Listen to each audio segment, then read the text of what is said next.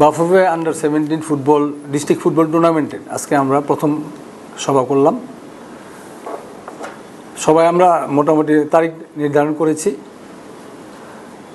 প্রথম সপ্তাহ জুলাইয়ের প্রথম সপ্তাহে আমরা টুর্নামেন্ট চালু করব এবং আজকে সবাই আসছে, আমাদের মিটিংয়ে সবাই অংশগ্রহণ করেছে।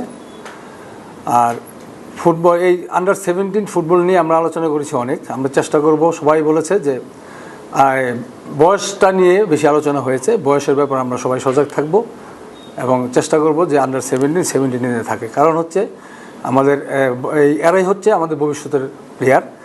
এদেরকে এমনভাবে আমরা বয়সটা নির্ধারণ করবো যে তারা একটা বয়সে প্রত্যেকটা বয়সে তারা অংশগ্রহণ করতে হবে।